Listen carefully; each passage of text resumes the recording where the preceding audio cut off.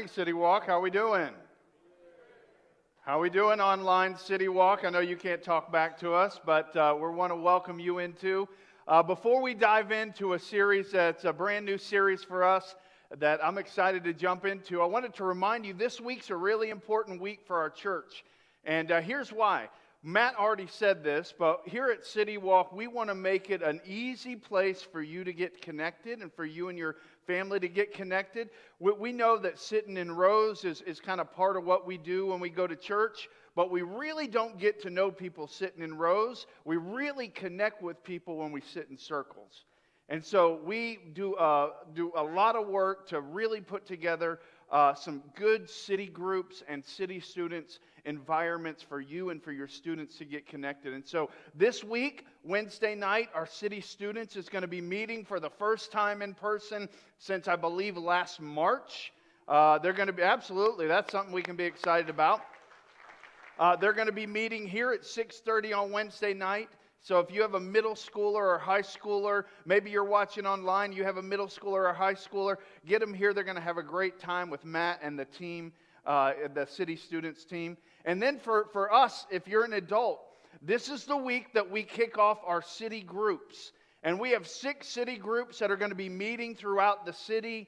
And they meet on different nights of the week. And it's just an opportunity for us to take some of the things we talk about today and we apply those to our lives a little bit more. And we get really connected to people on a smaller scale. And so my city group is something I look forward to every single week. And I hope that you will take the opportunity and really maybe take a step of courage and get connected in a group. I promise you won't regret it.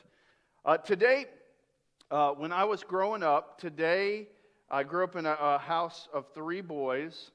Today was one of the most special Sundays of the year. And you're like, was today your mom's birthday? No. Is today the day that somebody accepted Jesus? Maybe that was their spiritual birthday? No, those are all great. Was it an anniversary that you guys look forward to in your family? No, today was the first Sunday that the NFL was back. And so for us, growing up in a house with 3 boys, we look forward to the first Sunday that football was back on. And for us, I grew up in Tampa in the 80s. And so if you know anything about football, the 80s for Tampa Bay, and really most of Tampa Bay's whole history, has not been real good. We grew up Buccaneer fans, and almost every single year, they would talk about, man, we've got some new players, we've got a new coach, we've got some new things happening, and we would always start the year as little kids, me and my 2 brothers, we would start the year excited about the Buccaneers, and maybe, just maybe, this is the year.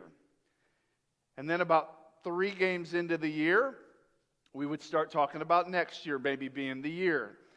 Because as much as they put time and money and bring in the right players and draft the right players, it never seemed to work out real well for the Bucs. And we, except for a couple years with Tony Dungy and then John Gruden, except for a few years, man, it's not been a real good history for the Bucs.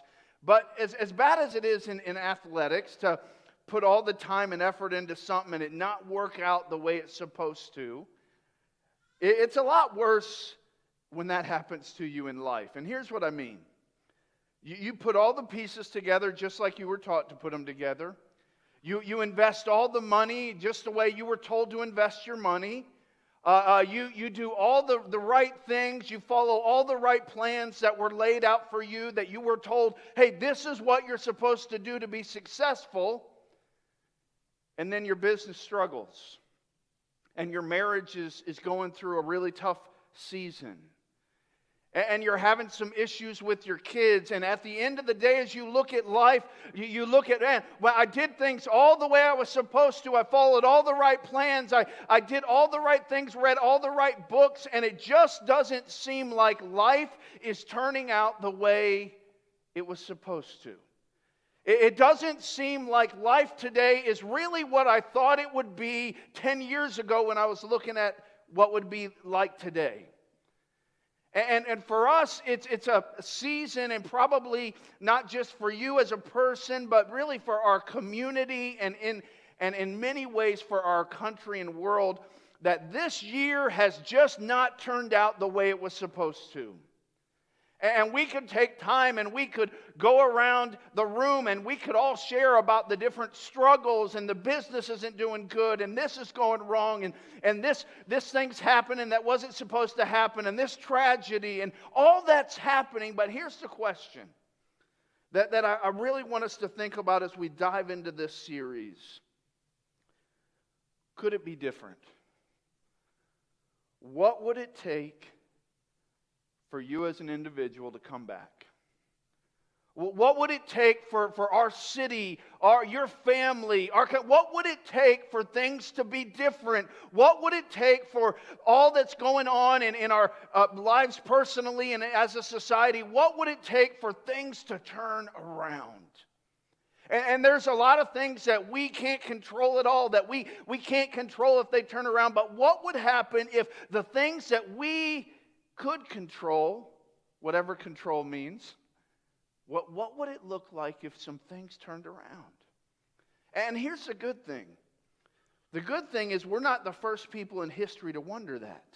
In fact, all throughout the scriptures, we find people that were facing challenges and disappointments that they could do nothing about.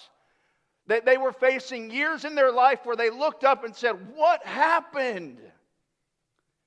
And all throughout history, whether you're looking at the Old Testament or the New Testament, you see these types of stories. And over the next few weeks, as we dive into this series, over these next few weeks, we're going to look at how a few of these people that were down and things weren't going right, God stepped into their story and changed everything. And we're going to start in the book of Luke. If you have your Bible, or it'll be up on the screen, we're going to start in the book of Luke. And Luke was a guy that was a doctor. Luke was a guy, he was a doctor by profession. He was a guy that was one of the early followers of Jesus. And at the end of Jesus' ministry, Luke decided that he was going to write a letter and really an account of Jesus' ministry for a friend of his named Theophilus. And so Luke, he wrote down in great detail just how a doctor would write things down with a lot of detail. He wrote his account of what the life and ministry of Jesus was. And one of the things that he wrote as he spent time with Jesus is he wrote about Jesus' interactions with different groups of people. And he talks about in Luke chapter 15, he talks about an interaction that Jesus had with a group of religious leaders and also a group of people that were just considered kind of down and out in the society, and how Jesus took an opportunity to tell them a story. And so look with me at Luke chapter 15, verse 1. It kind of gives us a setting of where Jesus is and who he's talking to. It says this: "Now the tax collectors and sinners were all drawing near to him," being Jesus. So it says the tax collectors and these people, think about this first sentence, the tax collectors and sinners. Tax collectors were so bad in this society, they had their own category. They didn't even fit good under sinners. They were worse than sinners. And so it was like tax collectors and sinners. So tax collectors were the people that were Jewish people. They worked for Rome, who was the enemy, and they took money from Jewish people and gave it to the enemy Rome. And so they were not popular. And so it says these tax collectors and sinners were drawing near to Jesus. They were drawing near to him. And here's what's interesting. As you start the story, you'll notice when Jesus is teaching in Jesus' ministry, outcasts of society loved Jesus and leaned into him. And Jesus loved them and leaned back. It's very interesting. If you grew up kind of in a religious system where, hey, if you weren't perfect, you were kind of shunned, that is absolutely not the way it was with Jesus. Actually, the people that were the outcast, they were usually on the front row leaning in when Jesus was talking. And so it says the tax collectors and the sinners, they were there and they were near to him. And then in verse 2 it says this: "And the Pharisees and the scribes grumbled, saying, 'This man receives sinners and he eats with them.'" So you set the scene. You have the front row. It's full of the tax collectors, the sinners, the outcasts, the people that you're not supposed to hang out with because they'll ruin your reputation. They were all in the front row listening to Jesus. And then in the very back, there was the Pharisees, the religious people. And they were kind of looking on with their nose up saying, what's this guy Jesus? Who's he think he is? Well, why is he hanging out with these type of people? And then what blew their mind and made it extremely scandalous to them is not only did he hang out with them, but then afterwards they went to eat together. And so, man, it's like talking to him, that's one thing, but sitting down at a table with him and eating with him, who is this guy? And so they were a little upset. And so here's what Jesus did. Instead of arguing with them, he said, hey boys, let me tell you a story. Let me tell you a little story. And he begins to tell stories to these people. And one of the stories he told this group, we see it start in verse 11. Look at verse 11. It says this. And he said, there was a man who had 2 sons. And the younger of them said to his father, Father, give me the share of the property that is coming to me. And he divided his property between them. And so there's 3 characters in the story. Jesus says, hey, there's this guy. And this guy, he represents God. The father represents God. And he had 2 sons. He had a younger son who represented in this setting the sinners, the tax collectors, the bad people. And then there was another son, the older son, and he was going to be the representative of the religious crowd. And so the younger son comes to his dad and makes an audacious request that you just don't ask. It's way over the top for him to ask this. He comes to his dad and he says, hey, Dad, would you go ahead and split up all your money and split up all your assets and go ahead and give me everything that's going to come to me? And as the younger son, he was going to get 1/3 of everything his dad owned. The older son would get 2/3 and he would get 1/3. And so basically, this only happened when somebody was about to die or when they were dead. And so what the son was saying to his dad was saying, hey, Dad, I wish you were dead. Go ahead and give me all the stuff that's supposed to come to me. And his dad did it. His dad didn't have to, but his dad went ahead and split things up and gave the younger son his 1/3, his share. And then it says this in verse 13, not many days later, probably took this young son a few days to liquidate the stuff because some of it was property and some of it was animals. He needed cash. So he liquidated. Not a few days later, the younger son gathered all he had and took a journey into a far country. And there he squandered his property in reckless living. Basically, he went into a far country. He went far away from his family, and it doesn't tell us how long, but basically this guy just wasted everything he had on reckless, sinful, destructive living, it says. And then it says this in verse 14. And when he had spent everything, a severe famine arose in that country, and he began to be in need. See, what happened was life in the far country was not what he expected. This young son that went to the far country to get away from his dad and to really kind of take everything that he wanted and make it all about himself. When he got there and he found out what it was really like and all his money was gone, he realized that the far land had made some promises that it didn't come through with. The life of sin made some promises and said, hey man, if you'll do this, this is what your life's going to be like. And now he finds himself saying, all those promises, they didn't come true because I'm in need, I'm in want. And maybe you've experienced this in your life, hopefully not to this extent, but have you ever experienced a time where someone overpromised and underdelivered? It's like, man, when I ordered that thing on Amazon, it looked a lot different in the picture. I was on a plane. I was headed to Alabama a few years ago I think right when we moved out here, I was headed back there where my brother's at. And I remember being on a plane, and I think my connecting flight was in Las Vegas. I think I got on a plane there in Las Vegas, was headed to Birmingham. And I remember a couple rows ahead of me, there was this guy. He had like a cowboy hat on. He was probably like in his late 50s, like kind of a good old boy, just a nice guy, was real talkative to people, really. If he lived in the South, you would say he was really Southern because he even had kind of an accent. He was kind of like a cowboy. And he was real excited about something. Here's what he was real excited about. He was excited because he was about to go meet his girlfriend in Birmingham. And so he's telling everybody around him about his girlfriend. And come to find out, and as he's telling this story, I'm just starting to feel really bad for this guy. He's actually got pictures. And he's one of those, and you don't want to be mean, and you've had these experiences too where you're like, that dude and that girl, I don't know. She probably a couple leagues above him, but I am not going to tell him that. And then he starts telling the story like, have you ever met this girl? Nope. So you've just talked to this person online that's basically a picture of a model that somebody cut and paste. Yeah, but he's so excited. He's convinced he's going to see. And I just felt so bad for him because I'm like, buddy, you are about to get punched in the gut emotionally when that girl doesn't show up because she's not real. And we all knew it, but he didn't.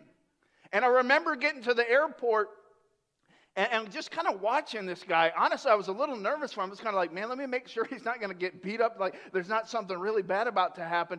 But I left. My brother picked me up from the curb, and this dude was just standing by the curb like, I was like, oh, I don't know the end of the story, but I promise you that girl never showed up. And I just felt for him. It was one of those examples where, man, somebody overpromised this dude and no one delivered for him. And he spent some money to get to Birmingham from the West Coast. And so I felt so bad. And it's this guy that we're talking about in Scripture, this younger son, man, he went to the far country with a lot of thinking things were going to go really well and this life of freedom and living the way I want to, it's going to go well. And he found out really quickly that it was nothing like he expected.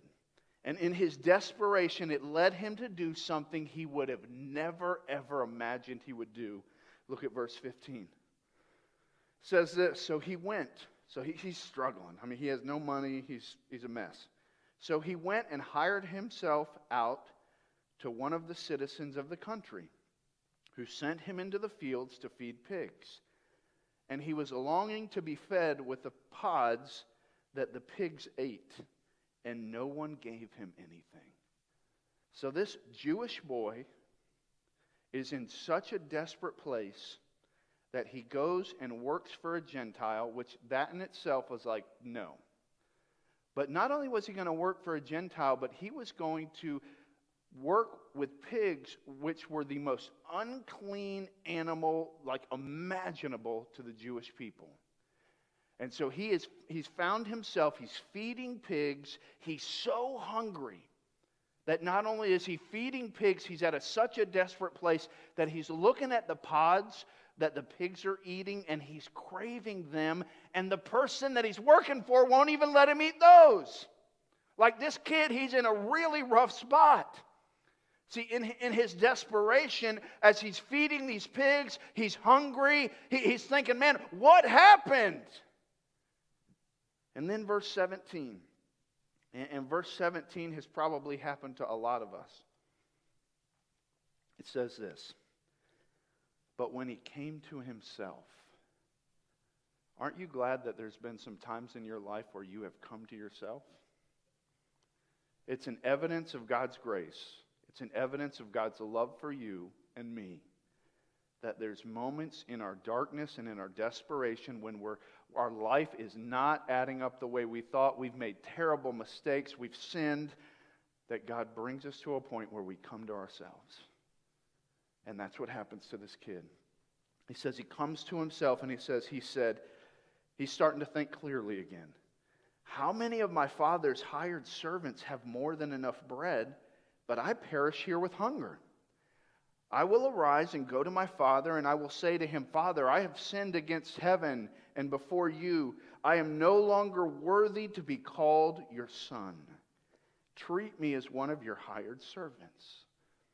In a moment of clarity, the son realized that even his dad's employees had it way better than him. And so what he did is he put together a plan. He even thought through his speech. Like, here's what I'm going to say to my dad. You've probably experienced, like when you got called to the principal's office and you knew you did something wrong, like you're rehearsing your speech before you get there, like so you say all the right things. Well, that's what this kid's doing. He's going to go see his daddy. He's going to he knows this is like not normal for what he's about to do, but he's thinking, hey, where my dad's employees are, their lifestyle's way better than mine. I know I've screwed up royally, I've sinned, I've embarrassed my family, but I'm going to go back. I'm going to ask my dad if I could I don't want to be a son anymore. I don't deserve that, but can I just work for you, Dad? Will you just treat me like you treat an employee? And so he had his speech all worked out. He didn't know, man, how's my dad going to react? What's my dad going to say? He's probably going to be so mad at me. At this point, this kid coming back, he could be killed for what he had done, how he had embarrassed his family. He doesn't know what he's walking into, but what he's walking into is better than what he has now, so he's about to take a chance. And so he starts back. It says in verse 20, and he arose. He came to his father. But while he was still a long way off, his father saw him.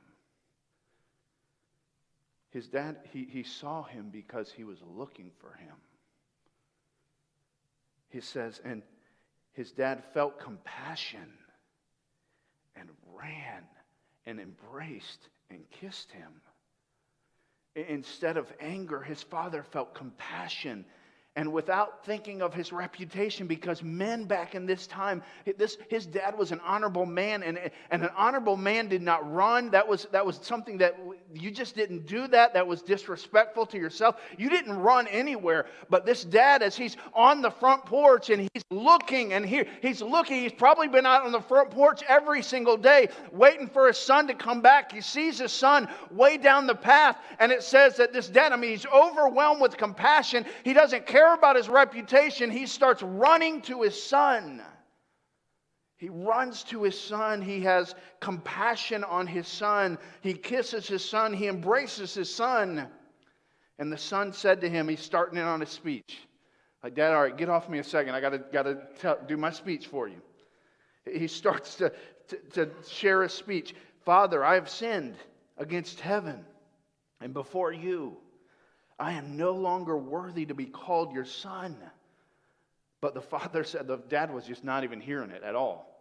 It says, the father said to his servants, bring quickly the best robe and put it on him. And put a ring on his hand and shoes on his feet. And bring the fatted calf and kill it. And let's eat and celebrate. For this, my son was dead and is alive again. He was lost and is found. And they began to celebrate. Instead of anger, the father showed the son unconditional love. Instead of giving him a punishment, he gave him honor. See, if this son got what he deserved, there would have been a funeral, not a feast. Everything, and this is so interesting, everything the younger son was looking for that he went to the far country to find, he found in a relationship with his dad, with his father. And so remember, when we hear this story, remember the setting. Jesus is telling this story.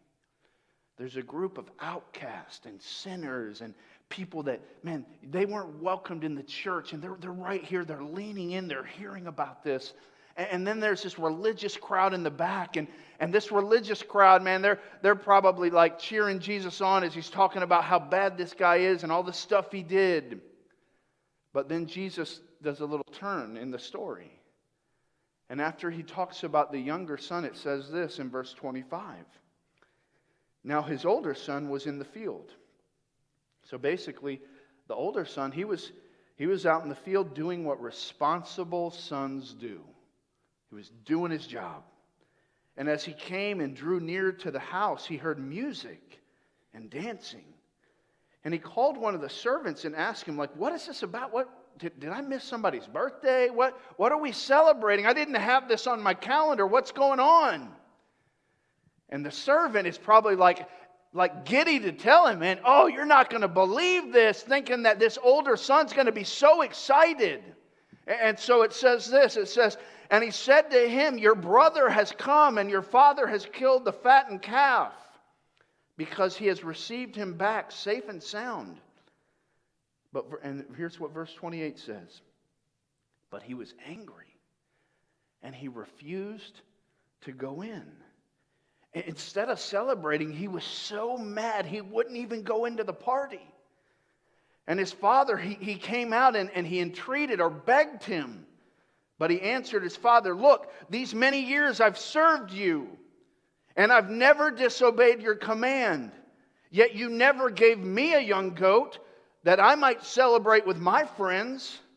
See, here's what the older son thought, and the religious leaders, this is who Jesus was talking to. See, this older son, just like the religious leaders, thought that proximity to the Father meant that they were in a relationship with the Father. So these religious leaders, you know where they hung out? Around the temple. Like they were near the center of religious life all the time. You know where the older son was? While the younger son was out partying and wasting all his money, he stayed close to the Father. And so the religious leaders, just like this older son, thought, man, Dad, I've been around, I've been working, and he's listing off, just like we do with God sometimes. I did this for you, and I've done this for you, and I've been responsible, and all these things, thinking like, well, that means that we have a great relationship. And then he says this in verse 30, but when this son of yours, the brother wouldn't even say his name, wouldn't even call him his brother.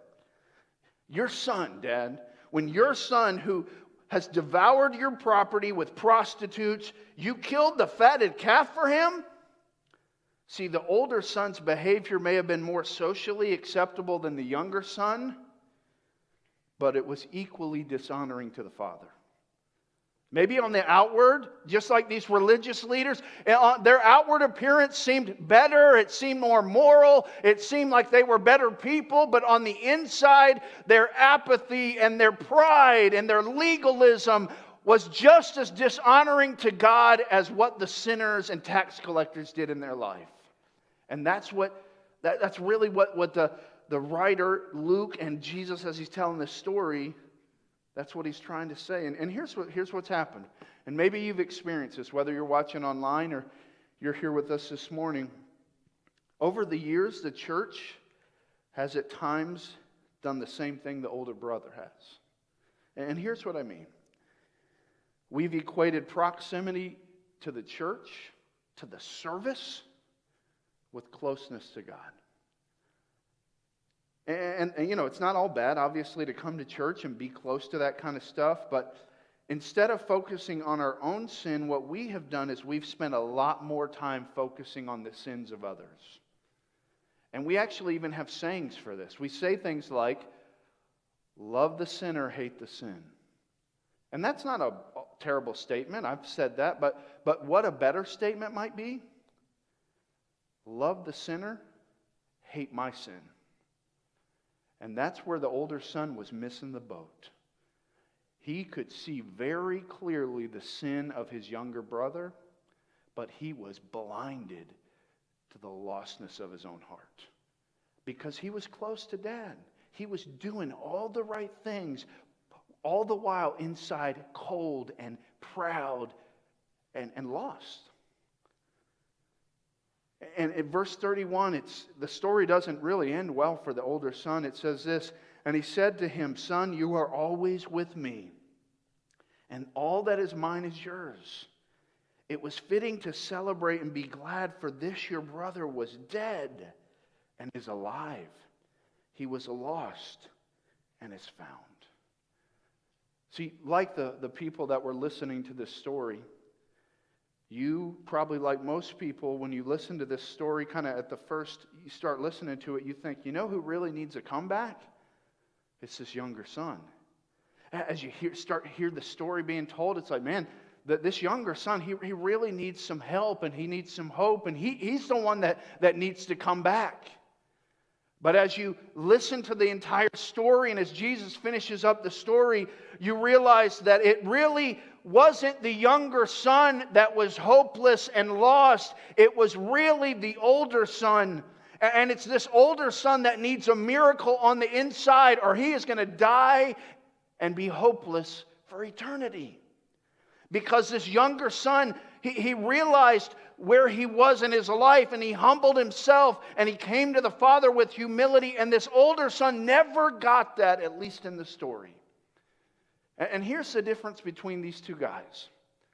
And this statement, if you're taking notes, I want you to write this statement down, because the difference between these two sons and their life, their future, it comes down to one statement. Simply this: understanding my need and God's love is the pathway to hope. Understanding my need and God's love is the pathway to hope. See, the younger son realized his desperate need, and from a place of humility experienced the overwhelming love of his father. But it was the older son that was blind to his own need, and as a result, he did not ever really understand his father's love. And instead, he grew angry and bitter at God's grace in other people's lives. See, the younger son understood clearly that my need and God's love, understanding that is the pathway. Understanding my desperation and scandalous love of God that doesn't make sense. Understanding that is what brings hope, not my effort. And what's just really interesting as you look at these examples, it really, if you're going to personalize the story, whether you're a follower of Jesus or whether you're somebody that's kind of investigating faith, maybe you're watching online, you need to ask yourself two questions. If you're going to take this off the pages of Scripture and like, oh, this was a cute story Jesus told, but really apply it to your own life, it comes down to two questions. And here's the question. The first one, what's your view of God? Pretty simple question, but probably not a real simple answer. What's your view of God?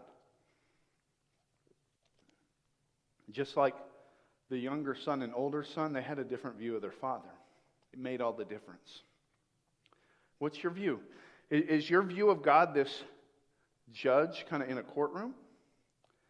That you kind of wait your turn to be sentenced and talked down to and you get in trouble? And is that kind of your view of God?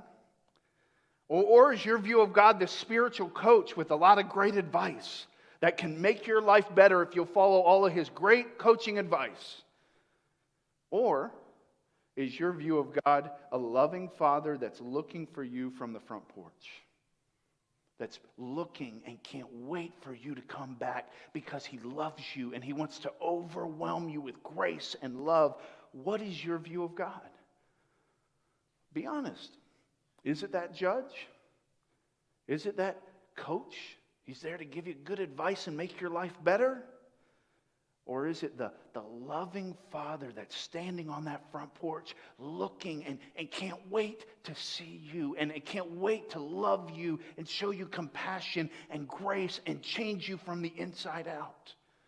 What's your view of God? And the second question that it really leads us to is it's just a straightforward question that you have to answer. Do you need God?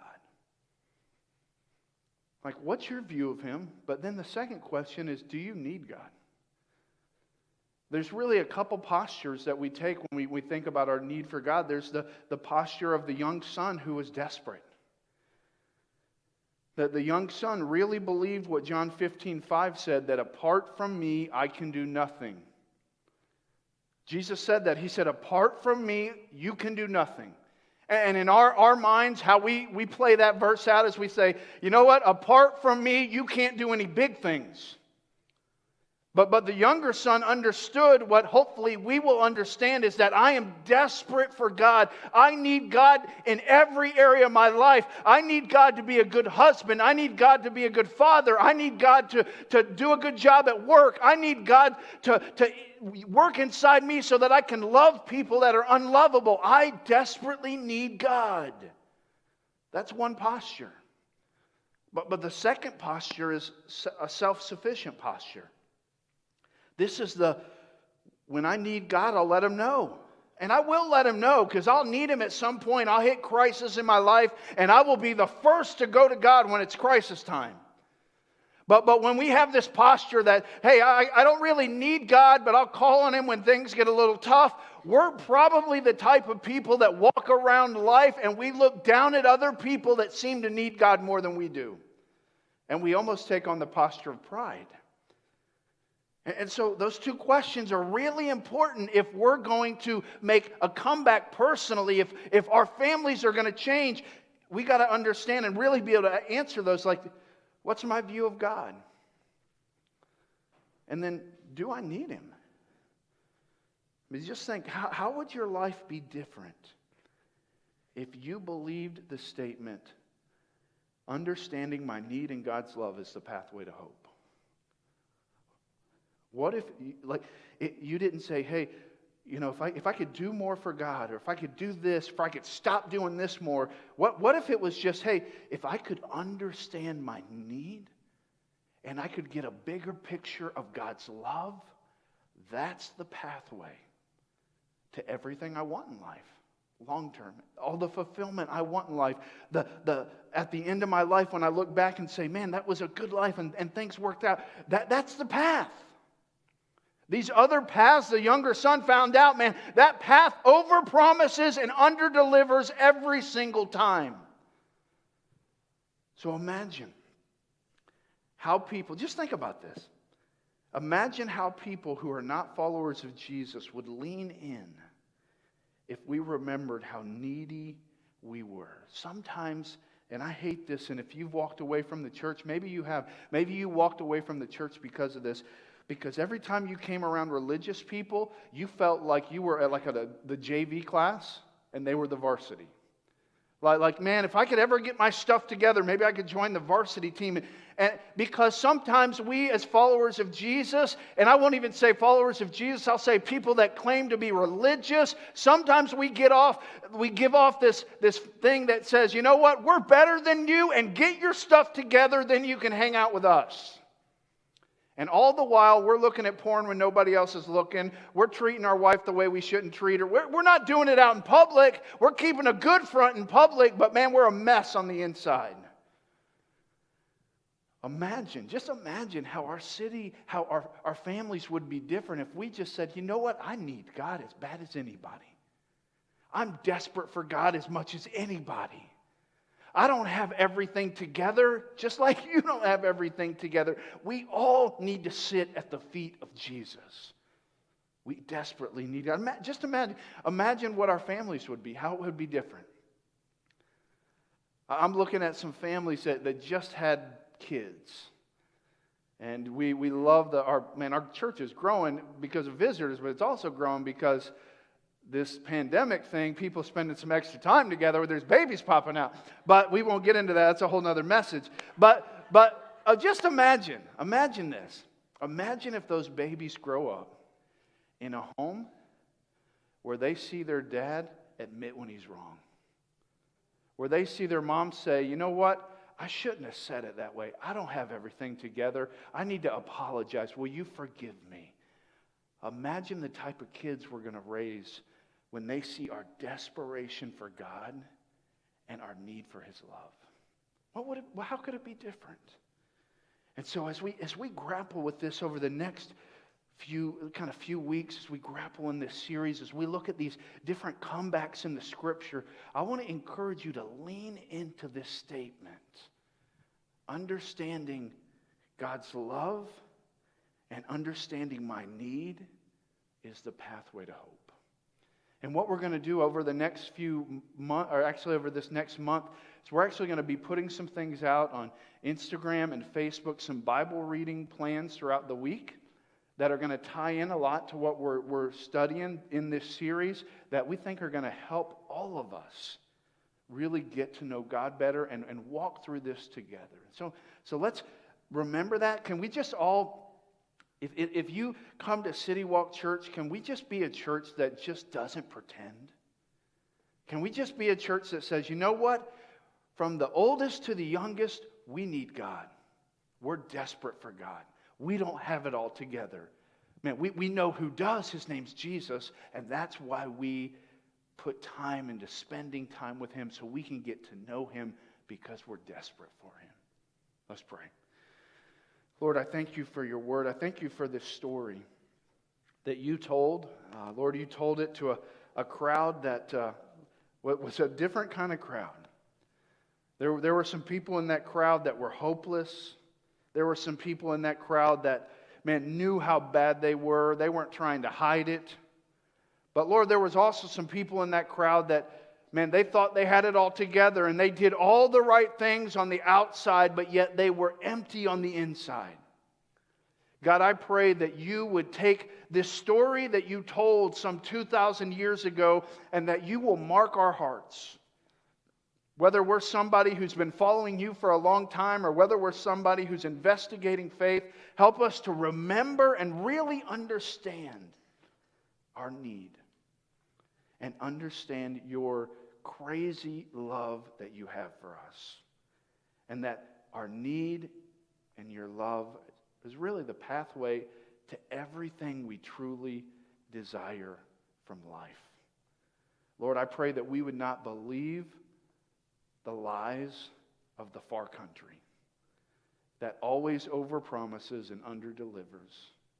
In Jesus' name, amen.